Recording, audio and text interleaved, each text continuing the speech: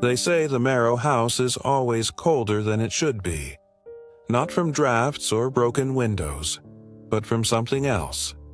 Something that lives in the walls and whispers beneath the floorboards.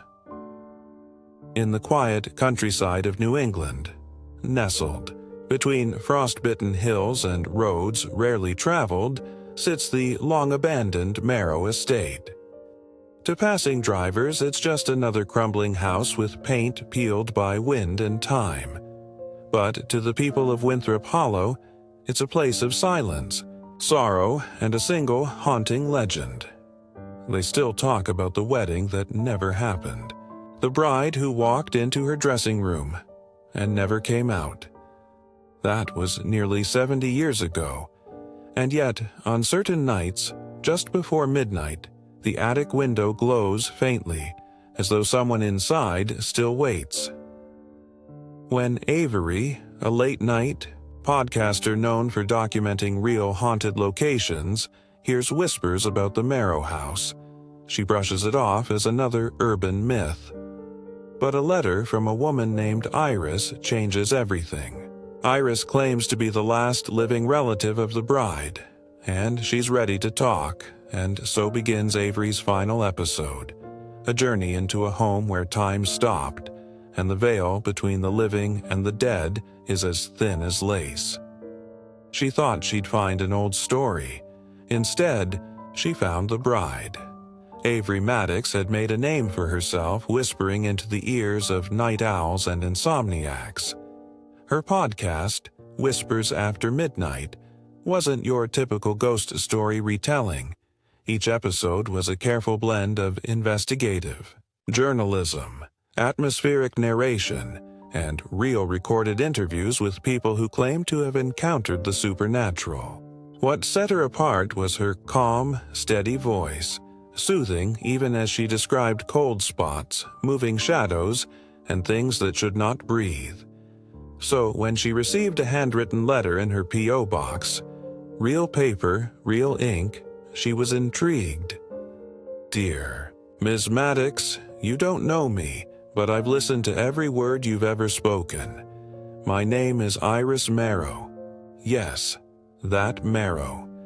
The house still stands, and I believe it's waking up again.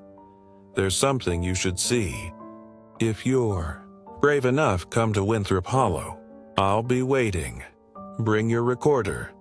Sincerely, Iris." Avery hadn't planned on traveling that winter, but something about the way the ink smudged, as if written by shaking hands, stayed with her. Within days, she was driving north through icy roads toward a forgotten town and a house whose last resident had never left the dressing room. Winthrop Hollow was smaller than she'd imagined. A single main street with 2 diners, 1 post office, and a gas station that looked like it hadn't seen a full tank since the 90s. Everyone she spoke to gave her the same look when she mentioned the Marrow house. A long pause, a sharp inhale, and then a quiet shake of the head. "You don't want to go up there," the motel clerk had said, handing over her room key with a trembling hand. Not in December. Not alone. But she did. The Marrow estate stood on a ridge just beyond the tree line, like a crown atop frozen earth. Its windows were clouded with time. The porch sagged like a sigh. But as Avery stood before it, microphone in hand, she could feel it. A presence that wasn't just memory or myth. Inside, the house groaned with the weight of its silence. Dust coated the air like snow. Avery moved from room to room, recording everything. Footsteps on old wood, the creak of doors, and once, she swore, the faint sound of sobbing behind a mirror. Iris met her that evening, just as the sun dipped behind the hills. She was old, maybe in her 80s, but her eyes were clear, sharp, like she hadn't slept in decades. She handed Avery a small velvet box. Inside, it was a wedding veil, yellowed with age. "This was hers," Iris said. "Lillian, my cousin. She vanished in that room, but sometimes I still see her in the attic window, just before the frost comes. Avery asked if she could spend the night. Iris just nodded. If you hear the piano play, don't follow the sound. The first few hours passed without incident. Avery set up her field recorder in the main hallway and her directional mic in the attic. The house remained quiet, as if observing her from the shadows. She narrated softly into her handheld mic. The Marrow house, Day 1. The energy is dense. The veil Iris gave me is draped over the upstairs banister. It flutters sometimes, though all the windows are closed. I'm staying in what used to be the guest bedroom. So far, no signs of the paranormal. But I feel like I'm being watched. At 2:37 a.m., her recorder clicked on by itself. In the playback, a soft melody, a piano playing a wedding march. But the house had no piano. Avery followed the sound. The music drifted down the stairs, through the corridor, and faded, near the base of the attic ladder. She climbed slowly. Each step moaned under her weight. The attic was empty, save for an antique mirror in the far corner covered in a white sheet. The piano stopped. She stepped closer and pulled the sheet off. Behind her, in the mirror's reflection, stood a woman in a wedding dress. But when she turned, no one was there. She whispered into her mic. There was a figure. I think it was her. Lillian. That night, her dreams were not her own. She saw flashes of lace and blood, a man's angry voice, a locked door, a hand pressed to glass. The next morning, the veil had moved. It now hung over the mirror upstairs. She didn't touch it. That evening, Iris returned. Did she speak to you? She asked. Avery nodded slowly. She wants something, but I don't know what. Iris placed a hand on the veil. Justice. And then she told Avery the truth. Lillian hadn't run away on her wedding day. She had been locked inside her dressing room by her fiancé, Thomas Marrow. The man inherited everything after her disappearance, and the room had been sealed from the outside. No one ever opened it again. Until now. On the third night, Avery returned to the attic. This time, she didn't bring her mic. She brought the veil.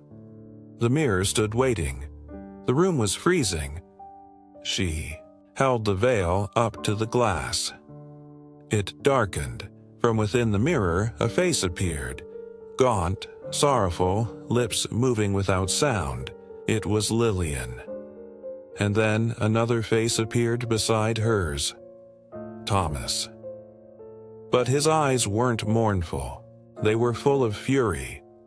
The mirror cracked down the center. Avery dropped the veil, stumbling back as the attic light shattered above her. A voice, sharp and cold as ice, echoed through the beams. She was mine.